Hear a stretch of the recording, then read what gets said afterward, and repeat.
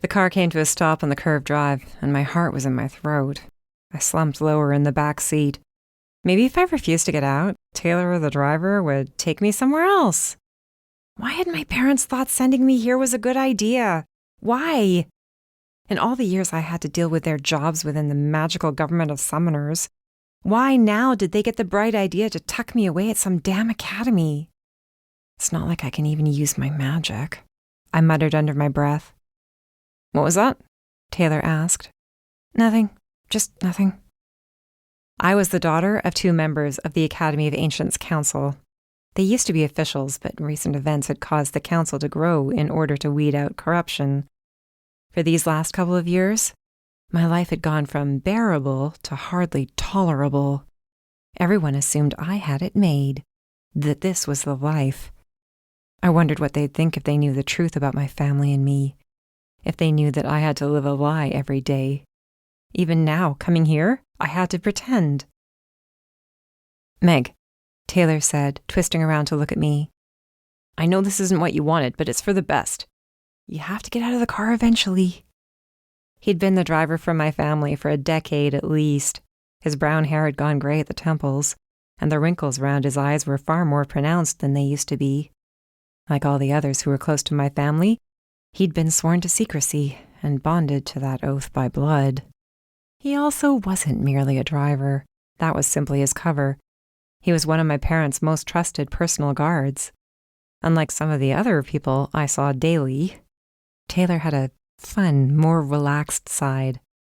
As sad as it was, he was one of the few people I could talk to without worrying what I said would get back to my parents. At least here you won't be followed around by 6 guards at all times, he added. No, I'll just be the center of attention because I'll look like a crazy person who can't use her magic. Why couldn't I have just, stayed home? Hell, I couldn't even remember the last time I'd been home.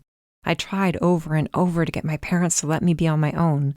It's not like I was a damn kid anymore. But they were terrified the second they left me home alone, even with 20+ guards, that someone would get to me. That's what happened when they went from simply being in the government to council members. The danger we'd already been living with was amplified and took their paranoia to new heights.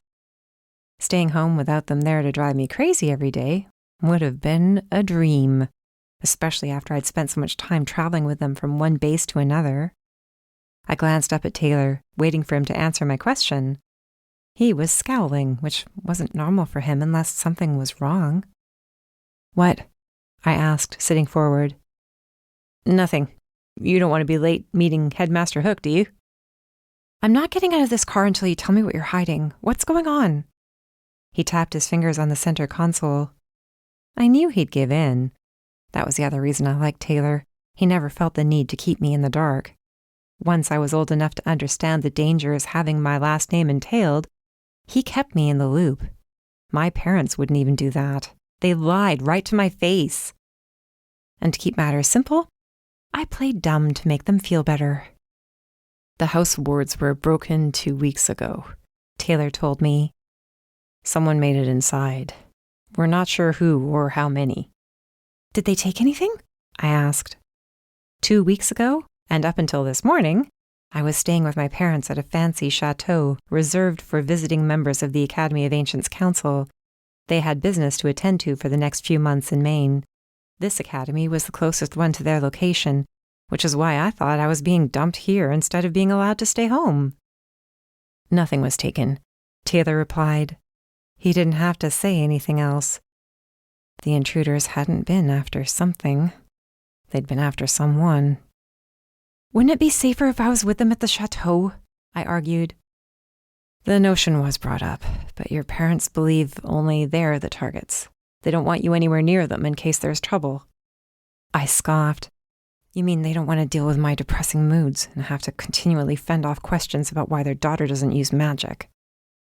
Meghan, it's fine. I cut him off gently. Do they really think I'll be safe here, though? Taylor's scowl turned to a worried frown, but he let me change the subject.